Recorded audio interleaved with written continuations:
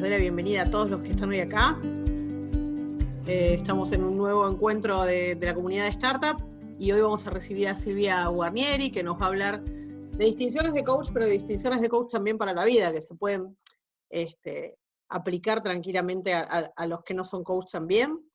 Pero sobre todo desde ese lugar del coach que ella es, que Silvia es argentina, pero vive en España hace muchos años, y ella es la socia fundadora y la directora académica de la Escuela Europea de Coaching, así que ha recorrido un largo camino, como se dice, para compartirnos hoy desde su experiencia, desde su saber traernos estas distinciones. Así que bienvenida Silvia, cuando quieras, todo tuyo el micrófono. Bueno, muchas gracias Daniela, le decía a Daniela que gracias por invitarme. En estas épocas revueltas, en estos tiempos complejos, creo que estar juntos, aunque sea en camaritas, poder conversar, poder contar lo que nos pasa, creo que son momentos interesantes. Veo a alguien con, María Guadalupe, estás con barbijo, me imagino que debes estar en algún lugar público, lo siento por ti, pero bueno, creo que son tiempos para repensarnos, para ver qué podemos aportar como coaches, qué podemos aportar como personas, como humanidad. Como decía Daniela, soy argentina. Si me ven con un acento un poquito raro es porque tampoco soy española. Para los españoles soy argentina y para los argentinos soy algo raro que no es argentino. Pero bueno, a medida que voy hablando y voy escuchando el acento, me voy metiendo más en mi tierra. Imagino que la mayoría son argentinos. Me dijo que había alguien de México también. Bienvenidos, gracias por estar. Ahí está Andrea de México, gracias. ¿Qué más soy? Bueno, soy farmacéutica de profesión, no soy psicóloga. Es algo que aquí cuando me presento todo el mundo me dice, ¿Argentina, psicóloga? No, en este caso no, Argentina, soy farmacéutica. Vengo de las ciencias duras, vengo de otro lugar, trabajé en laboratorios, haciendo inyectable, anestesia en este caso. Y he hecho un largo recorrido, hace más de 18 años que hemos montado con Eva López Acevedo, que es una socia española, y yo misma, lo que es la Escuela Europea de Coaching, la montamos las dos, y bueno, y ahora después de 18 años somos casi 60 profesionales trabajando, no solamente aquí en España, sino también en Portugal, en Italia, y arrimamos programas a Latinoamérica. Seguramente alguno de vosotros nos ha visto por ahí pululeando en algún sitio. ¿Qué más contarles de mí? Soy Master Coach, ¿vale?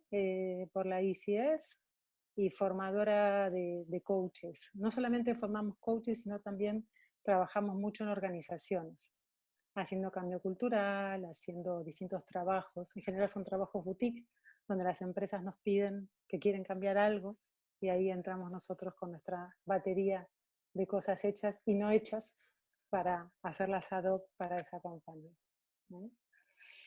El tema que me invitaba a conversar Daniela tenía que ver con distinciones de coaching, porque dice que había un compañero que había escuchado alguna distinción que me había escuchado decir o que estaba escrita no sé dónde. Entonces me preguntaba ella qué distinciones podía traer para hablar con nosotros, con vosotros. Sí, cuando estuvo con nosotros José Espósito, trajo tu distinción de generosidad, hablando de que el dar, que no solo la generosidad está en el dar, sino también en el recibir. Y resultó como un apunte interesante dentro de la charla, entonces creo que dejó abierta una puerta como para esta invitación de compartir.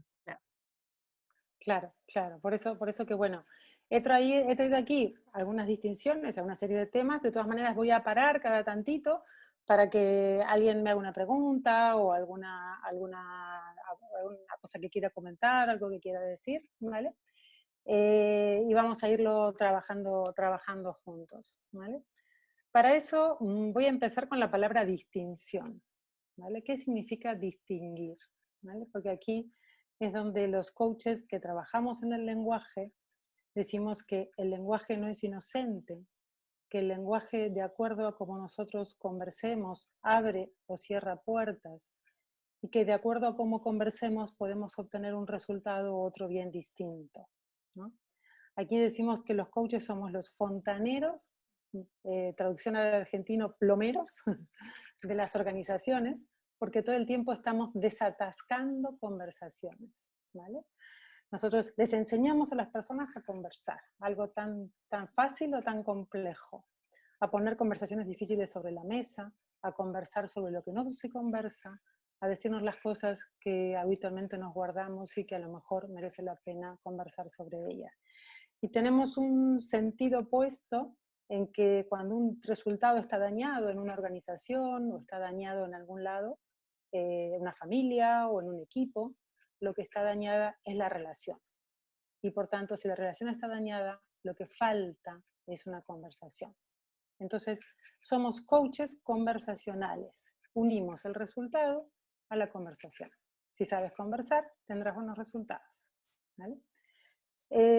Esto que parece tan así sencillo, pues es muy complejo, porque los seres humanos no es 1 más 1, 2, sino que somos un desastre de personas, porque cada día, cada cosa es diferente, nos comportamos de forma distinta en distintos dominios, conversamos de diferentes formas, etcétera, etcétera. Entonces los coaches lo que hacemos es buscar la forma de que se comprometa con el resultado y a partir de que se compromete con un resultado, ver qué le falta en lo conversacional para llegar a ese resultado, ¿vale?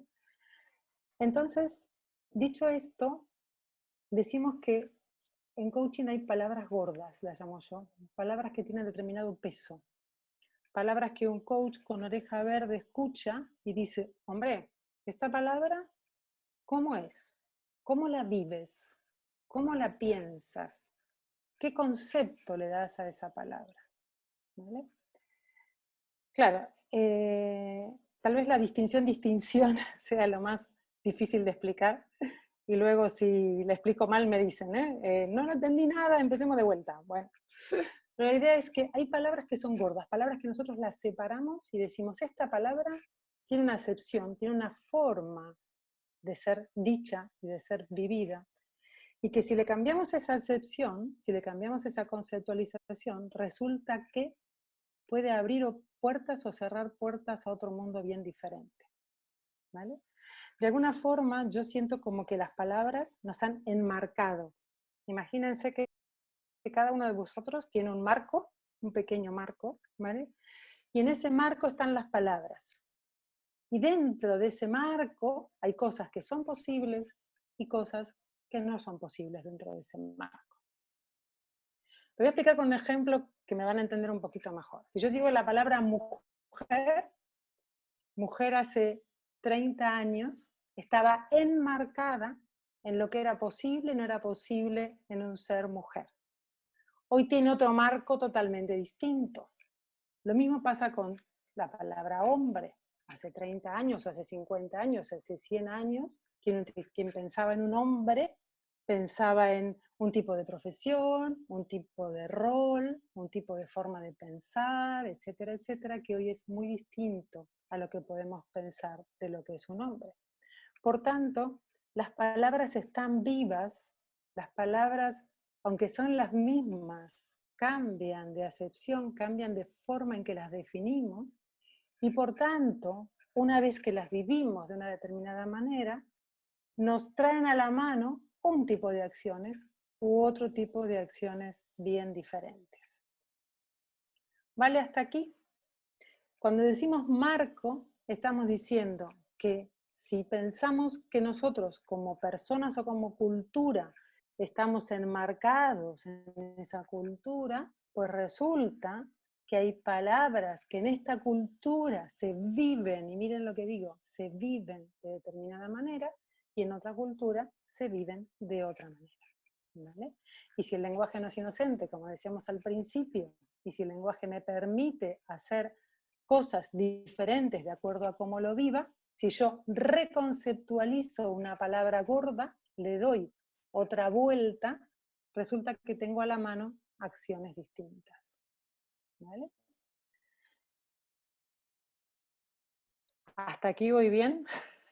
¿Sí?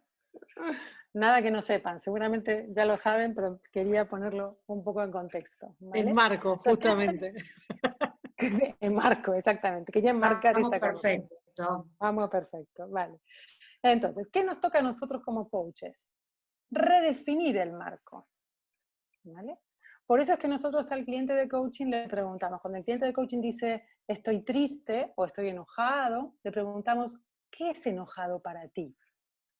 ¿Por qué le preguntamos esto? Porque su marco y mi marco pueden ser bien diferentes.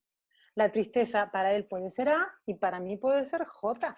No tiene por qué ser la misma. Por tanto, esa repregunta es para decir, bueno, ¿desde qué marco me estás hablando?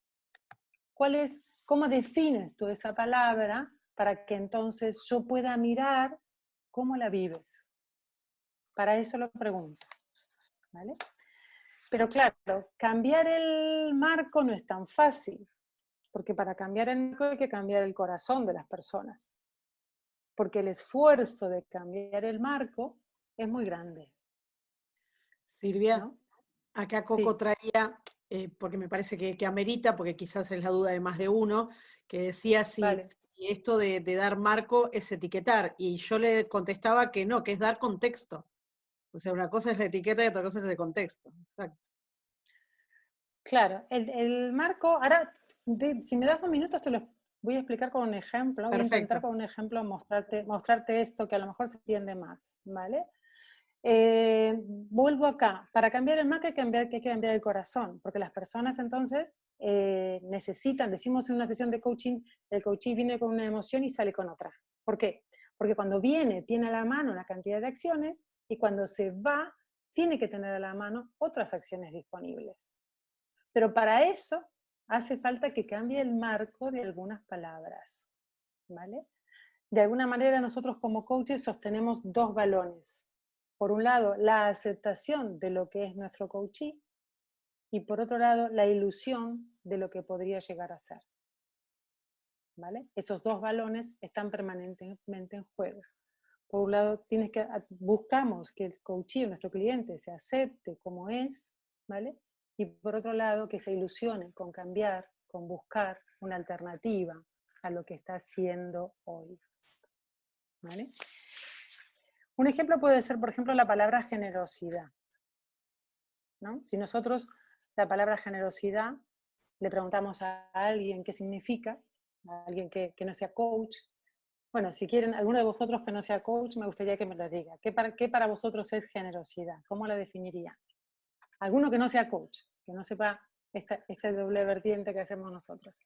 María Eugenia quiere abrir su micro, me parece. Adelante, adelante, Abril. Vale. María Eugenia, no. Se ¿Tienes quedó. que abrir tu micro abajo? Bueno, ¿qué es generosidad? Que otra persona lo diga, a ver. Pues en general, en la cultura, ¿no? Decimos que ser generoso es dar sin recibir nada a cambio, ¿vale? Perdón, acá abrió micrófono Tayana, que ella no es coach. A ver, Abrió micrófono, así nos dice que es para ella. vale, Hola, hola, dale. buen día, gracias. Buen Para día. mí generosidad es dar no solo sin recibir, sino en cada oportunidad que hay para hacerlo. Ujú, vale. Fíjate, cuando yo hablaba antes de marco, decía que a veces se puede ampliar el marco. Vamos a ampliar el marco de esta palabra. Vamos a imaginar que además de dar sin recibir nada a cambio, ser generoso también implica dejar el espacio para que otro me dé. Vamos a imaginar que esa es una palabra de doble vía. No solamente es dar sin esperar nada a cambio, sino que también es recibir sin que el otro espere nada a cambio. ¿Vale? Fíjense, si yo solamente doy en mis relaciones, genero relaciones desparejas, genero relaciones en donde yo tengo más poder, tengo más capacidad de acción, puedo darte generosamente cosas y si me comporto de una manera sin recibir nada a cambio, como acabamos de definir, puede pasar entonces que lo que el otro me dé, yo no lo reciba o no lo quiera recibir, ¿vale? O no lo pueda recibir, ¿no? Por ejemplo, estoy en casa, en una cena, invito amigos, me traen un vino estupendo y yo le digo, llévatelo, si tengo un montón en la bodega, ¿vale? Son situaciones en las cuales yo no estoy preparada para recibir. Cuando no estoy preparado para recibir, genero relaciones de deuda hacia mí. De hecho, hay una cultura, que ahora no me la acuerdo, que la define Antonio Marina en un libro, en donde está prohibido dar sin que el otro te dé permiso. Fíjense qué interesante esa cultura. Prohibido dar sin que el otro te dé permiso. ¿Qué significa? Si el otro no me da permiso para que yo le dé, yo no puedo generarle deuda. ¿Vale? Cuando nosotros damos sin recibir nada a cambio y somos generosos en el dar y no en el recibir, la relación se vuelve despareja. No hay una relación de tú a tú. Hay una relación en la cual el otro me debe algo, ¿vale? Y no puede nunca reparar eso que me debe. Seguramente, si yo les pregunto, probablemente ustedes me puedan contar muchas relaciones que han tenido en donde han dado de más y resulta que se ha roto la relación. A veces damos tanto que el otro se separa porque no nos puede devolver aquello que hemos dado. Porque no hemos sido capaces nosotros de buscar un huequito para recibir aquello que el otro me da. ¿Vale? Decíamos antes de la palabra gordas, de remarcar la palabra. Estamos remarcando la palabra para ver qué significa, qué relaciones sistémicas esa palabra me produce, con qué tipo de vínculo yo genero cuando solamente doy, o qué tipo de vínculo yo genero cuando además de dar, yo dejo el espacio para recibir. Y cuando digo recibir, puede ser recibir palabras, recibir regalos, recibir lo que sea que haga falta recibir para que el otro se vuelva a sentir que está de tú a tú contigo. ¿Vale? En este punto, si se fijan, esta palabra tiene sus matices, porque, por ejemplo, los padres a los hijos dan. Sin embargo, no es de esperar que los hijos nos den. O a alguien le dio algo a algún hijo, que a mí no. ¿No? Porque los hijos en realidad le dan a sus hijos. Es a otro lugar donde ellos dan. ¿Vale? Entonces, la palabra generosidad puede tener varios marcos de acuerdo a los dominios en los cuales nos movamos. Pero ser consciente del marco es poder ampliar nuestra conciencia. Si soy consciente que a mi hijo solo le doy y no estoy esperando, es una historia. Si tengo un amigo, una relación de tú a tú y solamente doy, o doy el espacio para recibir, es otra historia. Si soy un jefe que solo acepta el dar, no puedo recibir ideas creativas de mis colaboradores, porque la idea creativa la tengo que tener yo. Fíjense que es una sola palabra que estamos cambiando, una sola distinción, ¿vale? Y al cambiarle la conceptualización, estamos pensando en todos los sistemas en los cuales nos movemos y cómo generamos esos vínculos, de qué forma nos conectamos con cada uno de esos sistemas, ¿no? ¿Vale? Hasta aquí. ¿Se entiende algo más con el ejemplo? ¿Vale? Entonces, hay una palabra... Hay palabras... ¿Perdón?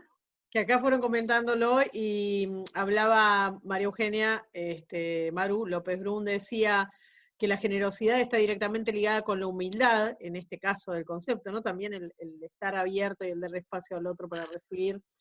Y Sabina un poco se preguntaba qué pasa, y un poco lo contestaste con lo que venías hablando, cuando ese dar no satisface nuestra necesidad de tener el vínculo con el otro, ¿no? Cuando este dar empieza a ser desparejo. Entiendo que Sabi se refería a eso. Así que bueno, nada, no, clarísimo. Dice que los ejemplos, el ejemplo de los hijos es muy claro, dice acá Silvia. Claro. Sí, sobre todo si tienes hijos adolescentes que no le puedes pedir nada. O sea, nada, ya, nada. Bueno, en fin. ¿Por qué nosotros, claro, esto cómo se trabaja en una sesión de coaching, ¿vale?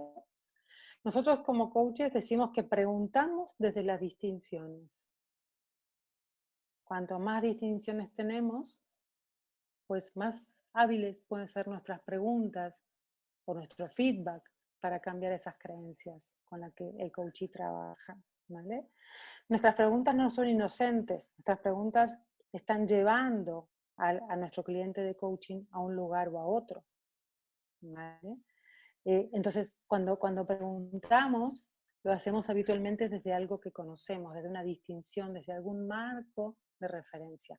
No es que no tenemos marco, tenemos marco, solo que en la pregunta invitamos al cliente de coaching a un nuevo marco, al cual nuestro cliente de coaching puede decir que sí o puede decir que no. Pero lo estamos invitando a un nuevo marco de referencia en las palabras que usa. ¿Vale? Bien hasta aquí. ¿Se imaginan ejemplos de la generosidad, verdad? ¿Les pasan por la cabeza situaciones en las cuales a lo mejor tendríamos que haber esperado o dejado ese huequito, ¿no? Si acaso luego cuando terminemos esta conferencia, busquen la forma de recibir algo que no han recibido. De dar ese Busquen la espacio. forma de dejar ese De dar espacio para recibir, porque ¿saben qué? Aumenta la autoestima de la persona que da, ¿vale? Cuando ustedes dan, y si solamente dan, están siendo egoístas, y les digo por qué. Total. Porque cuando ustedes dan se sienten poderosos. Sin embargo, cuando no reciben, hacen que la otra persona no se sienta poderosa para vosotros. Totalmente. ¿Vale? Sí, sí. Es En una el tema de manera los de hijos, darle, o sea, de poner en valor eso que viene a darte. exacto. Recién traía también, Maru decía que peor que esto de, bueno, no, llévatelo que yo tengo muchos, era él, ¿para qué te molestaste? Claro. ¿No? Claro, tal cual. Exactamente. No, pero clarísimo, así, seguí adelante, Sí, clarísimo, sí. clarísimo. La otra persona se puede sentir poderosa y puedes levantar la autoestima. Y con los Total. hijos, mucho más. ¿Vale? A veces llega un momento que con los hijos lo único que hay que hacer es hacerse el tonto para que el otro pueda darte algo. ¿Vale? Aunque sea un poquito, porque el hijo no da mucho, pero un poquito puede dar, ¿no? Entonces buscar la fórmula, ¿vale? Para que esto pase, ¿sí? Bueno, otro que para nosotros es muy vital, que tal vez atraviesa todo nuestro programa de coaching y que está también inscrita en lo que son las competencias ICF, es la vulnerabilidad. ¿Qué significa para ti ser vulnerable? Abran un micro, quien quiera que no sea coach, por fin, y que nos cuente qué significa para esa persona ser vulnerable. ¿Me van a dejar sola hablando todo el día? No, directamente abre el micrófono. Alicia abrió micrófono, ahí está Ali.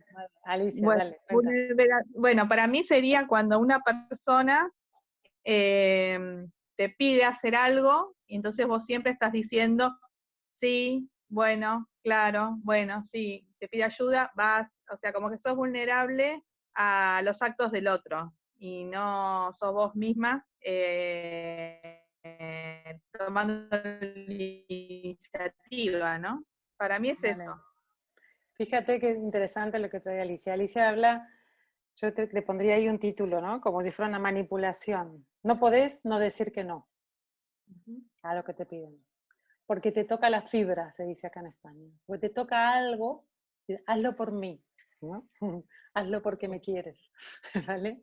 Entonces, al tocarte la fibra, ¿vale? Te muestras vulnerable y esa vulnerabilidad te da que estás obligada a hacer algo que de otra manera no lo hubieras hecho, ¿vale? En este punto, claro, te están tocando la fibra y te están utilizando o mal utilizando tu vulnerabilidad, ¿vale? Si vamos a la concepción también de la RAE o habitual, tiene que ver con que hacerse vulnerable es mostrar el talón de Aquiles, es mostrar lo que no sé, es de alguna forma quedar expuesto a algo que no quería quedar expuesto, es en relación también a lo que dice Alicia, ¿no? Dar algo que no quería dar, mostrarme vulnerable es malo habitualmente, se ve como mal en la sociedad en que vivimos, ¿vale? Sin embargo, fíjate que hasta la ICF lo define como que el coach, una de las competencias clave es mostrarse vulnerable. ¿Por qué? Porque para nosotros la vulnerabilidad es algo positivo. A mostrarse vulnerable nos lleva a conectarnos como seres humanos unos con los otros. Cuando una persona se muestra vulnerable, yo puedo trabajar con ella, puedo hablar, puedo abrazar, puedo estar con alguien que necesita de mí. Yo no podía casarme con Superman y probablemente mi marido no podía casarse con la Mujer Maravilla que no le puede hacer un empanado porque se lo hace todo sola, ¿vale? De alguna forma, los seres humanos nos conectamos desde la vulnerabilidad. Estamos unos con otros conectados desde ese lugar y es desde ahí que construimos esa conexión. Por tanto, si yo me voy a tomar un café con un amigo o amiga y le digo, ¿qué tal estás? Bien. Al día siguiente voy a tomar un café, ¿qué tal estás? Muy bien. Al día siguiente, y siempre está muy bien y nunca le pasa nada.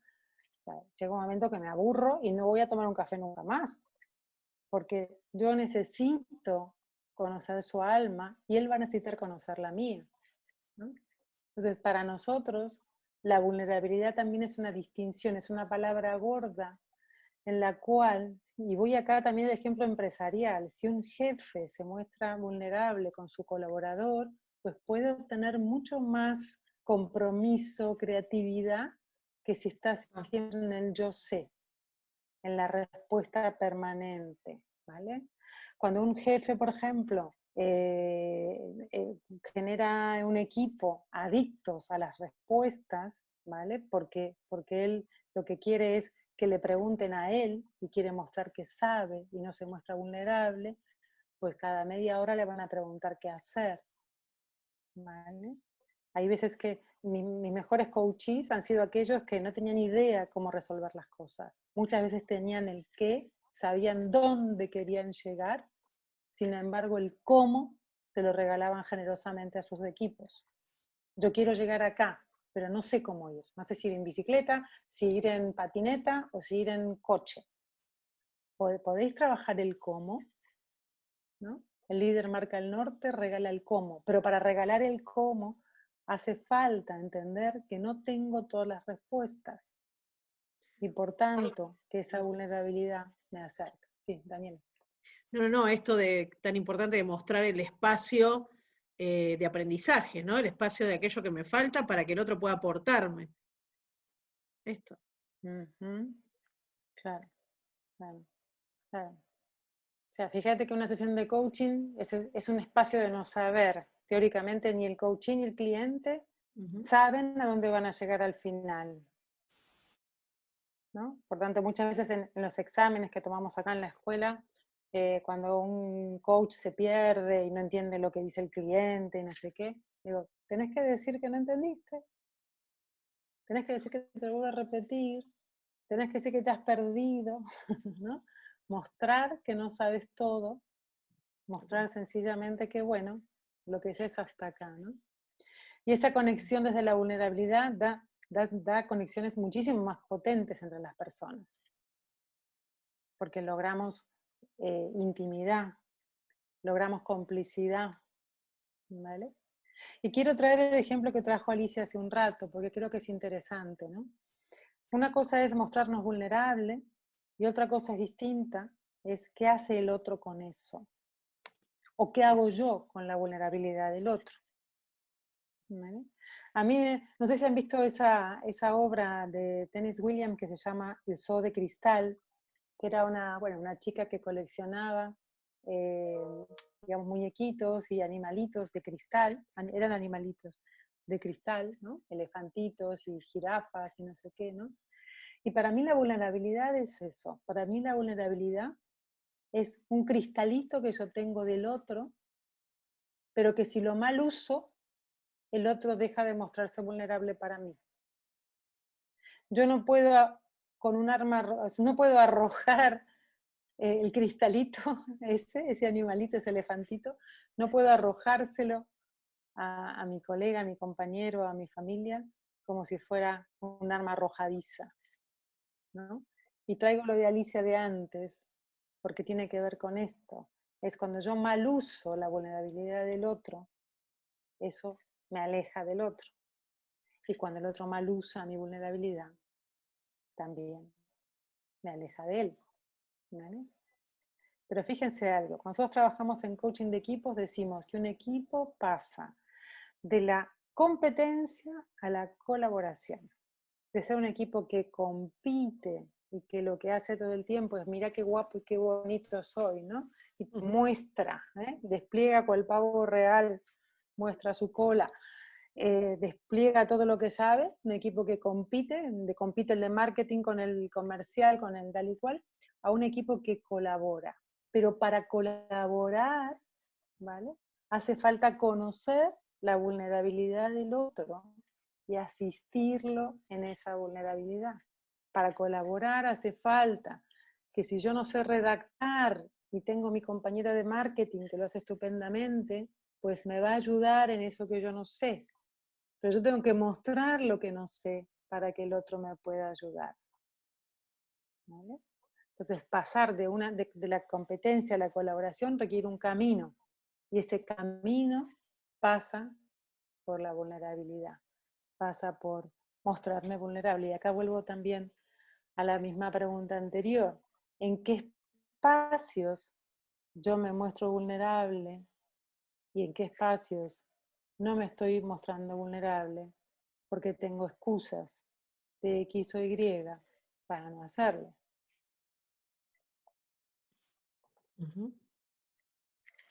Excelente reflexión. ¿Por dónde van vuestras cabezas?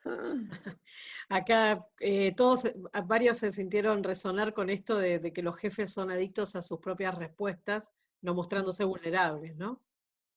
Hubo varios que sintieron eso.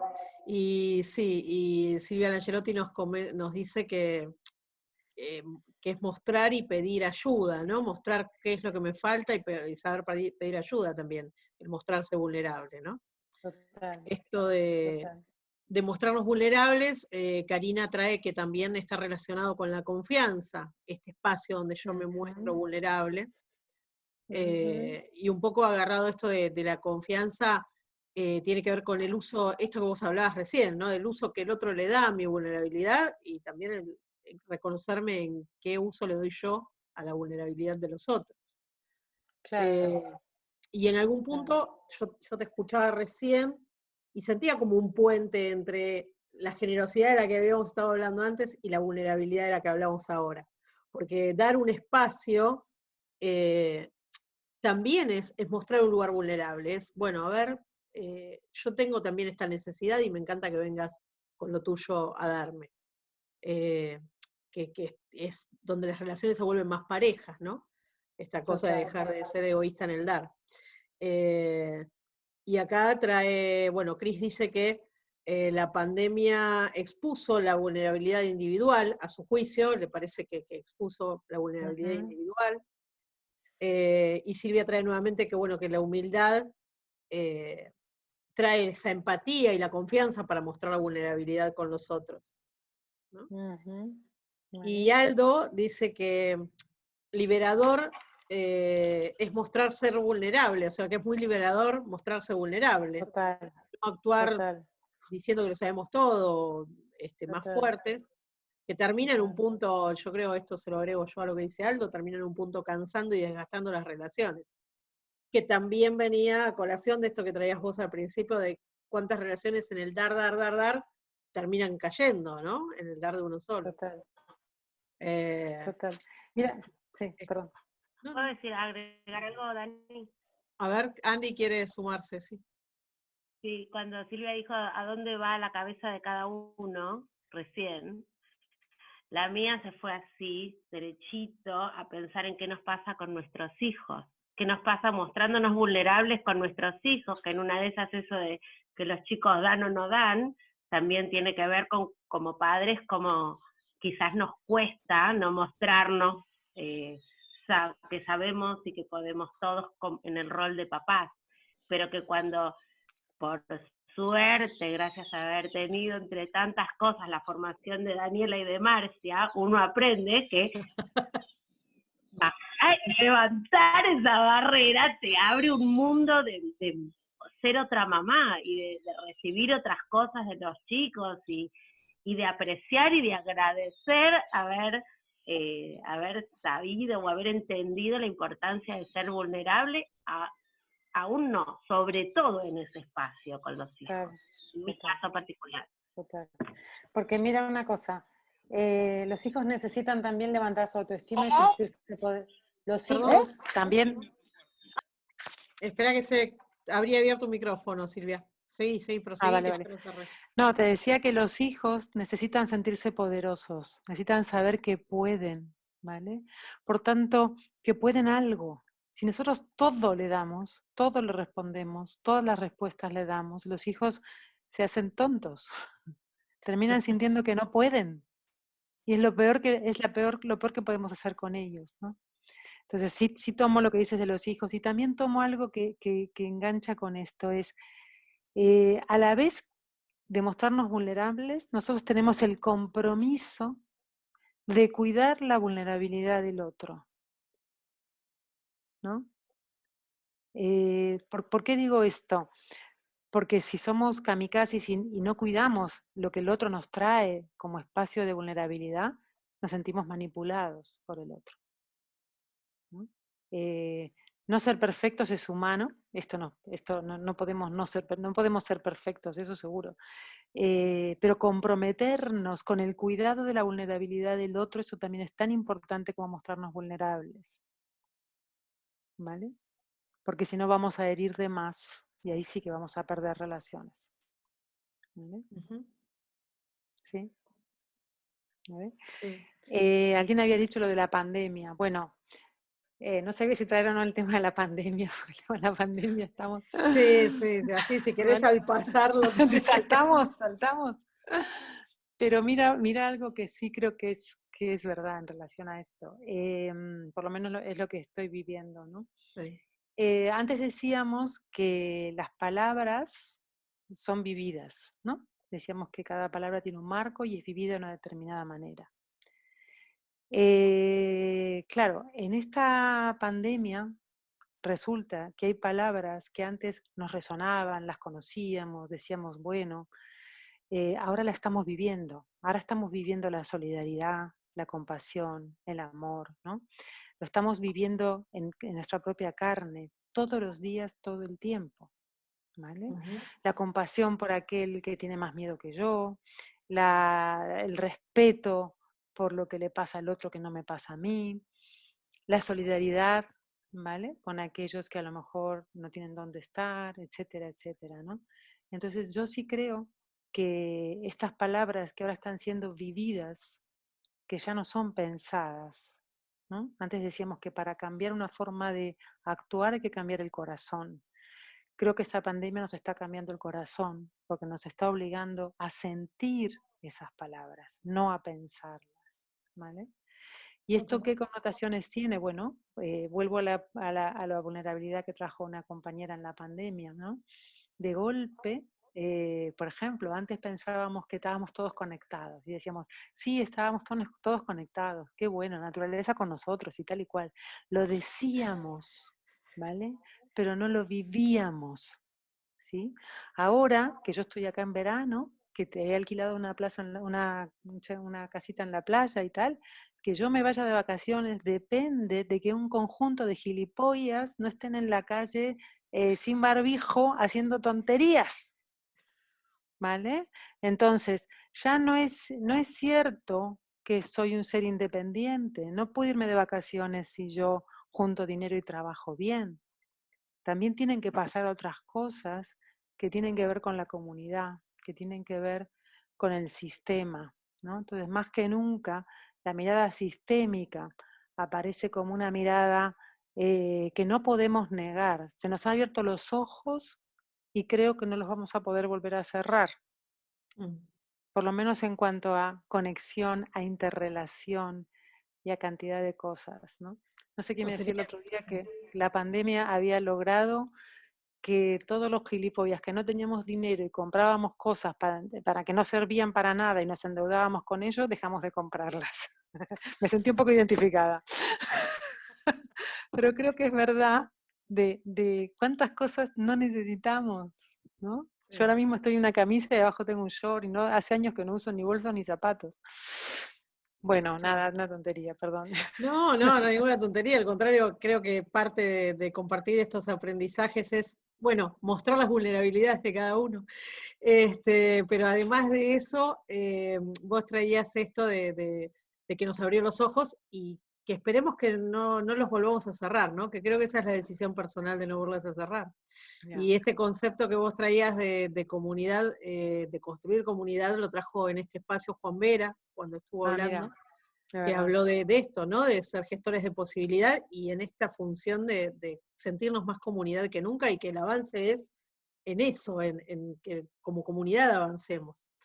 Y otra de las palabras que estamos viviendo, que antes era el futuro y demás, que nos posiciona también a los que somos coach en otros lugares, siempre se hablaba de la incertidumbre del futuro, cuando la incertidumbre vino y se instaló en lo cotidiano. Para siempre. Claro, se instaló en lo cotidiano y dejó de ser una palabra en el futuro para venir acá. Acá, bueno, dijeron varios comentarios sobre la vulnerabilidad. Ale dijo que mostrarnos vulnerables genera confianza y la confianza genera mejores vínculos, sin duda, ¿vale?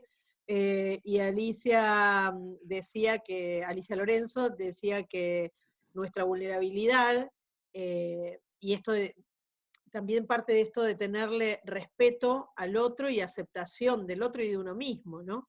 Esto de cuidar la vulnerabilidad del otro pasa por ahí.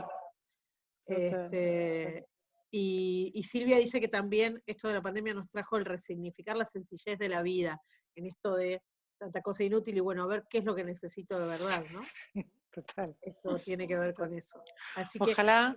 Sí, sí, perdón. No, ojalá. No, que ojalá nos sirva para algo todo esto, todo este esfuerzo y todo este sufrimiento, ojalá. Claro, que la decisión que tomamos no sea cerrar los ojos. Hay un concepto que a mí me gusta, que es una metáfora, ¿no? No es una distinción, pero es una metáfora que trae Nassim Taleb y que dice que estas cosas se llaman cisnes negros, ¿no? No sé si lo habéis escuchado esto de Nassim Taleb. Sí, hay un libro y todo. Sí. Hay un libro, ¿vale? Él un poco lo que dice es que, bueno, saben, antes en Inglaterra, cuando hablaban de que algo no existía, decían, eso es un cisne negro, ¿no? Como que no existe. Resulta que cuando fueron a Australia, vieron que los cisnes negros sí existían, ¿vale? Que no era una cosa inventada. Entonces él dice que ciertos acontecimientos que son de gran impacto, que son aleatorios, que son sistémicos, ¿vale? Que tienen poca predictibilidad, o sea, no se pueden predecir, sin embargo son de gran impacto social, él lo llama cisnes negros, ¿no? Y a mí me gusta como metáfora, porque luego trae como antídoto para el cisne negro lo que sí para mí es una distinción, que es la distinción de antifrágil. No sé si la habéis escuchado, ¿vale? No. La idea, lo que dice es que ante un cisne negro, ante algo que ocurre en gran escala, de forma aleatoria, sin que no pudiéramos imaginar, ¿no? Las Torres Gemelas han sido un cisne negro. Esto tal vez también es un cisne negro, aunque él en el momento ha dicho que no, ahora después, bueno, el autor dice que no y que sí, pero para mí sí es un cisne negro, porque la mayor parte de la población no sabíamos que esto podía ocurrir, lo veíamos en las películas, pero no nos imaginábamos, ¿no? Y cómo construir a los sistemas complejos en antifrágiles, ¿vale? Y acá sí traigo una distinción que para mí es antifrágil. Hasta aquí decíamos que cuando alguien pasa por algo malo o pasa por un problema, decíamos, esa persona es resiliente, ¿no? Esa persona ha pasado por esto y ha salido airosa, ha salido bien de ahí, ¿no? Sin embargo, para mí el concepto de antifrágil tiene otra connotación. Cuando alguien se constituye como antifrágil, mejora exponencialmente cuando ocurre un cisne negro. O sea, la mejora es exponencial. Mayor. Antes del cisne negro no hubiera logrado esa mejoría. ¿Vale? Él explica una metáfora, algo así como, si tú tienes un paquete que dice frágil, ¿no? Cuanto más lo meneas, más se rompe. Si son copas, la menea se rompe, ¿no? Pero si dice antifrágil, cuanto más lo meneas, mejor. Cuanto más lo mueves, mejor, ¿no? Y acá, bueno, acá me pregunto, esto no es mío, esta distinción no es mía, es de este autor que os comentaba, Nassim Taleb. Lo que es mío es el pensar que este cisne negro por el que estamos pasando, si lo tomamos bien, nos puede constituir como sociedad en antifrágiles, ¿no? Puede hacer que algunas cosas que, como decíamos antes, que las vivimos de una determinada manera, vivirlas de otra, ¿vale? Y poder hacer con esto algo bien diferente, ¿no? Entonces, bueno, nada, tal vez esta distinción me gusta porque abre puertas, porque es esperanzadora, porque nos da la posibilidad de construirnos como personas de una manera distinta, ¿vale? Y si entendemos el lenguaje de otra forma, pues también podríamos actuar de otra manera, ¿no? Y voy por ahí, estamos ante un enemigo, que es el virus, que nos genera forzosamente una identidad y nos está obligando a vivir emociones y a vivir palabras que de otra forma no hubiéramos vivido. Por eso creo que puede ser esperanzador para la humanidad, aunque hoy esté siendo muy duro para muchos, ¿no? Bueno, me fui a otro lado, perdón que a lo mejor Esto es no así, era es para fluir, lo así que que esperabais. tranqui, no hay, Vale, no estamos en ninguna autopista, vale, podemos ir por donde querramos. vale, Eso. vale. Un poco esto del antifrágil es como que el movimiento genera fortaleza, ¿no? Lo contrario a Total, frágil. Tal cual. total. Fíjate, si tuviera que elegir dos emociones en las cuales, o dos distinciones emocionales en las cuales estamos trabajando, estamos viviendo ahora, tendría que decir que son para mí el miedo y la tristeza, junto con el amor también, ¿no? Pero el miedo y la tristeza son dos emociones que están permanentemente en las sesiones de coaching que estamos haciendo ahora, ¿no? La tristeza, ¿por qué? La tristeza porque mira al pasado, nos habla de lo que hemos perdido. Sin embargo, la tristeza, cuando la dejamos entrar, cuando podemos intimar con ella, cuando dejamos que la tristeza haga su trabajo, ¿vale? Podemos darnos cuenta de las cosas que valían para nosotros. Y con ese darse cuenta, con esa conciencia de lo que es importante o vale para nosotros, buscar otras formas de construir lo mismo en otro lugar, ¿vale? Para mí la tristeza es una emoción, es una de las emociones más lúcidas, que muchas veces evitamos atravesarla porque pensamos que está mal, o sea, esta cosa de pensar que las emociones, algunas emociones, ¿no? No son bueno tenerlas, ¿vale?